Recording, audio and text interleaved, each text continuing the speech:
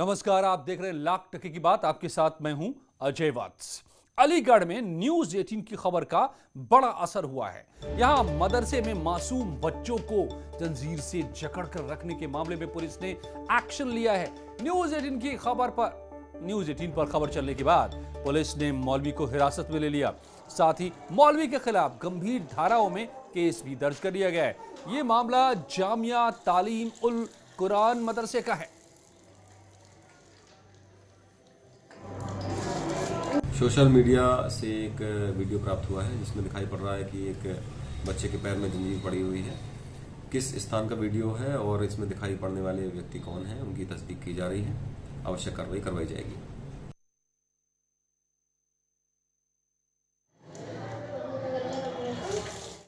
Police का जो आप वक्तव्य सुन रहे थे वो कुछ देर पहले का है। अब तक एक्शन हो चुका है, मौलवी को हिरासत में लिया जा चुका है। न्यूज 18 ने सबसे पहले पड़ताल करके बता दिया कि कहां पर किस मदरसे का ये पूरा मामला है, और इसके बाद आया पुलिस का एक्शन सामने। हमारे सहयोगी ने शिकायतकर्ता से बात भी की जिन्होंने मौलवी पर गंभीर आरोप लगाए हैं। मदरसे के पास में ही खड़ा हूं। मेरे साथ वे शिकायतकर्ता मौजूद हैं जिनके साथ उस मौलवी ने मारपीट करी थी। मैं उनसे जानना चाहूंगा क्या हुआ था आज आपके साथ, मारपीट कैसे हुई थी, क्या मामला है? आज ये सुबह हम लोग नमाज के लिए गए हुए थे, तो वहाँ से जो है हम लोग गुजर रहे थे। मैं और मेरे साथी हैं, एक मेरे दोस्त वसीम, हम वहाँ से गुजर रहे थे। तो ये एक फ़हीमुद्दीन जो हमारे का ही निवासी है, जो एक फ़र्ज़ी मदरसा यहाँ मोहल्ले के अंदर ही चलाता है, जिसमें उसने बच्चों को, गरीब बच्चों को जो आस पड़ोस के इलाकों के हैं और कहीं थोड़े दूर के भी हैं, उनको जंजीरों के अंदर जकड़ा हुआ था। तो जब हम वहाँ से गुजरे तो बच्चों के रोने चीखने की आवाज़ें वहाँ से आ रही थी। तो मैंने और मेरे दोस्त वसीम ने जाकर देखा तो वो उन लोगों को बहुत बुरी तरीके से बच्चों को मार रहा था। तो इस बात का हमने जो है विरोध किया। तो हम लोगों को बहुत मारा है, बहुत तकलीफ। मैंने निशान भी दिखाए हुए थे कि चेहरे पे मेरे चोट है। द्वारा पुलिस को शिकायत दी गई है, एप्लीकेशन? जी, हम लोग शिकायत देने के लिए गए थे तो थाने में, लेकिन वो कुछ बीच के लोगों ने जो है वहाँ से हमें वापस ले आए कि भाई जो है ये आपसी मामला है, इसको घर बैठ कर निपटा लेंगे। मेरे साथ मोहम्मद रिजवान मौजूद थे जिन्होंने बताया कि यहाँ बच्चों को तालिबानी सज़ा दी जाती है, बच्चों को जंजीरों में रखा जाता है और जो बच्चे पैसे नहीं लाते हैं उनके साथ मारपीट भी की जाती है। अलीगढ़ से न्यूज़ 18 रंजीत सिंह।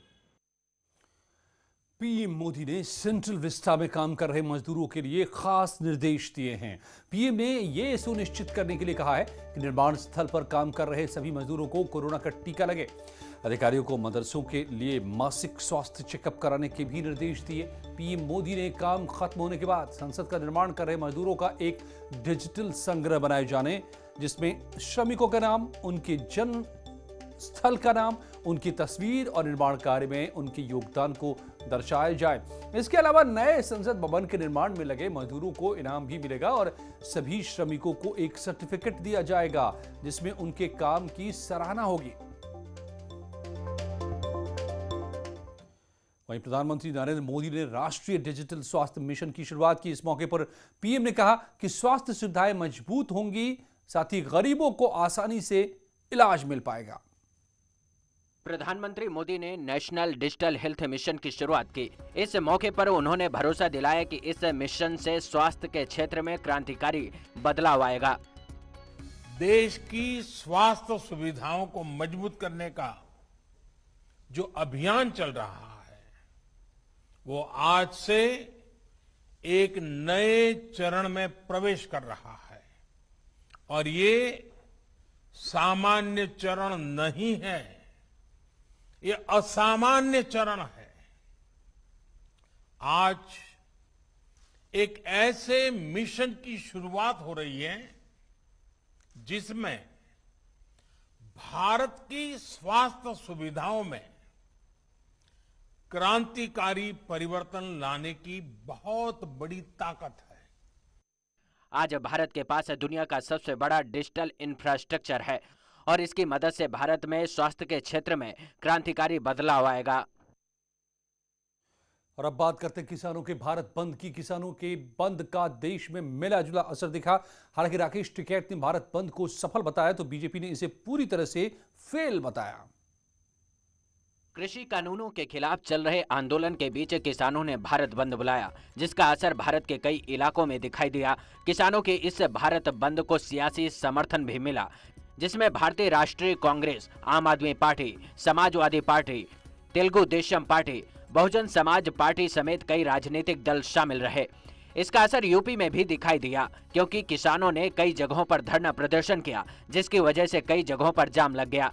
दिल्ली एनसीआर में भी इसका खासा असर दिखाई दिया। डीएनडी पर लंबा जाम लगा, जबकि दिल्ली गुरुग्राम बॉर्डर पर भी लंबा जाम देखने को मिला। वैसे इस भारत बंद का असर भारत के Ghazipur border, Hajipur, Amritsar, Kurukshetra, Sindhu border, Mumbai Ahmedabad highway, Thiruvananthapuram, Gulbarga और हैदराबाद समेत यूपी के कई शहरों में देखने को मिला। और यूपी में चुनावी बिगुल बज चुका है। सभी पार्टियां वोटर्स मिशन 2022 को जीतने के लिए अपनी अपनी रणनीति बनाने में जुटी हुई हैं। और इसी बीच कांग्रेस की महासचिव और यूपी की प्रभारी प्रियंका गांधी 5 दिनों के लिए लखनऊ पहुंची हैं। प्रियंका के इस दौरे को बीजेपी पिकनिक पॉलिटिक्स बता रही है।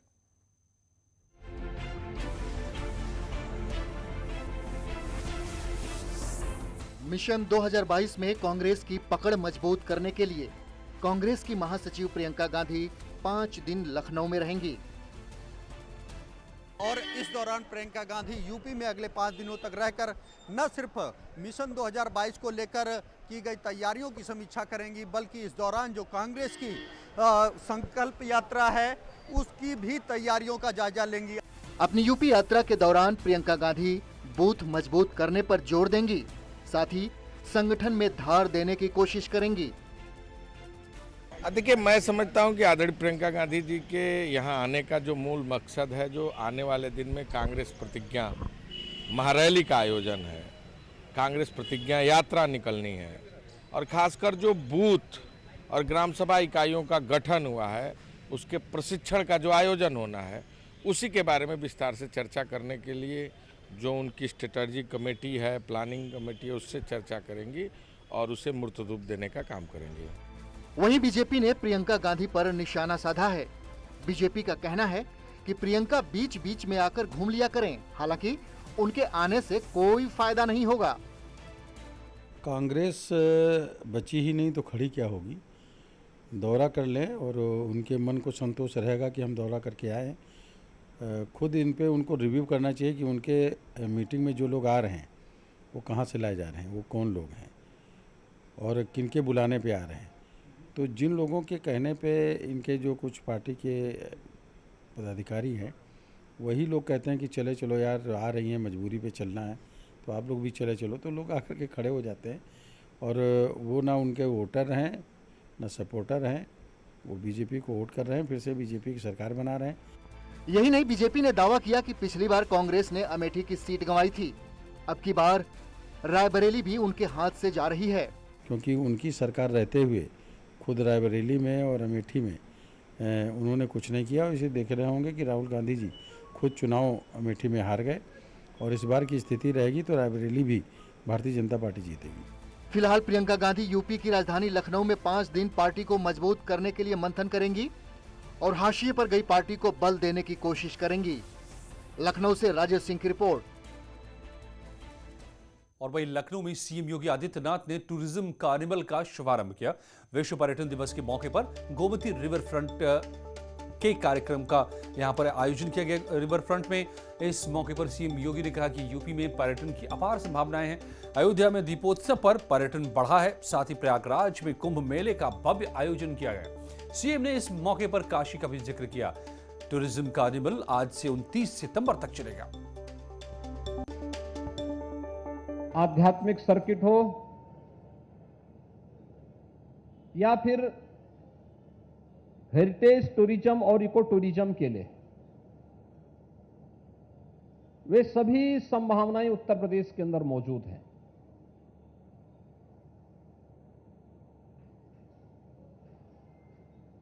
इतना सब कुछ होने के बावजूद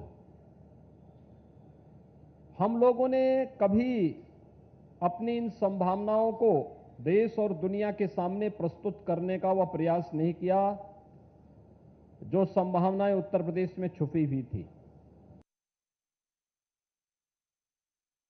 मौत केस से जुड़ी आज की दो बड़ी अपडेट बताते हैं। पहली बड़ी खबर है कि सीबीआई को तीनों आरोपियों आनंद गिरी, आद्या तिवारी और संदीप तिवारी की 7 दिन की रिमांड मिल गई। फिलहाल तीनों आरोपी 14 दिनों की जुडिशियल कस्टडी में नैनी सेंट्रल जेल में बंद हैं। सीबीआई लगातार एक्शन में है। दूसरी टीम ने आज पाकंबरी मठ में क्राइम सीन को रिक्रिएट किया। टीम ने जिस कमरे में महंत का शव मिला उस कमरे में जाकर 20 सितंबर को क्या क्या हुआ था, कैसे कैसे हुआ, उस पूरे सीन को दोहराया।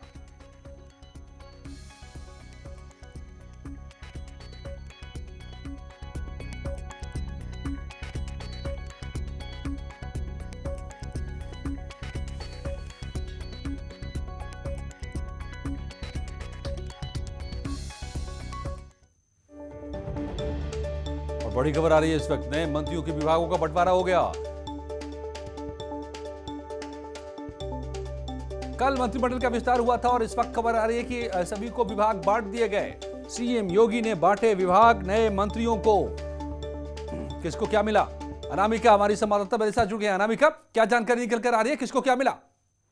देखिए, जो सबसे बड़ी बात यह है कि कल जिन मंत्रियों ने शपथ लिया है, आज उनके विभागों का बंटवारा भी हो गया है, पोर्टफोलियो बांट दिया गया है। सबसे बड़ी खबर थी जितिन प्रसाद को लेकर, जिनको कैबिनेट मंत्री बनाया गया था, उनको फिलहाल प्राविधिक शिक्षा विभाग का दायित्व दिया गया है। प्राविधिक शिक्षा विभाग वो विभाग है जो पहले सरकार में मंत्री कमला रानी वरुण के पास था, लेकिन कमला रानी वरुण के निधन के बाद, जिनका कोरोना से निधन हो गया था, उनके निधन के बाद से ये विभाग खाली था।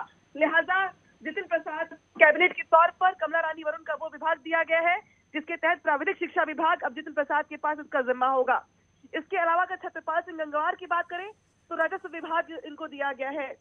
राजस्व विभाग के कैबिनेट खुद मुख्यमंत्री योगी आदित्यनाथ हैं। इसके अलावा संजीव कुमार सिंह को समाज कल्याण, अनुसूचित जाति और जनजाति कल्याण विभाग का जिम्मा दिया गया है। इसके अलावा राज्य मंत्री पलटू राम को सैनिक कल्याण, होमगार्ड, प्रांतीय रक्षक दल, जिसका अब जिम्मा उपेंद्र तिवारी के पास भी है, उनको उसका राज्य मंत्री बनाया गया है। उपेंद्र तिवारी के साथ साथ इनको भी जिम्मा दिया गया है।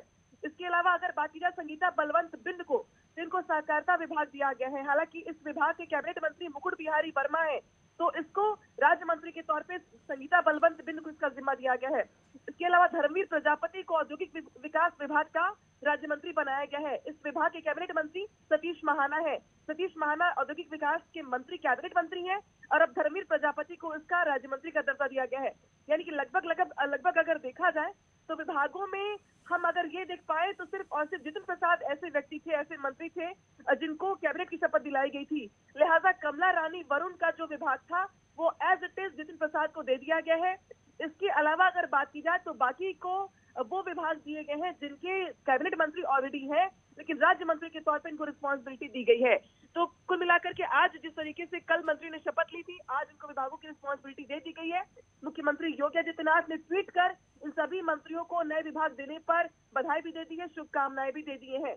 तो मुख्यमंत्री जिस तरीके से आज उन्होंने 11 बजे करीब बैठक भी बुलाई थी लोक भवन के भीतर, सभी नवनिर्वाचित जो मंत्री पद थे उनको 11 बजे लोक भवन बुला करके मुख्यमंत्री ने मुलाकात की थी।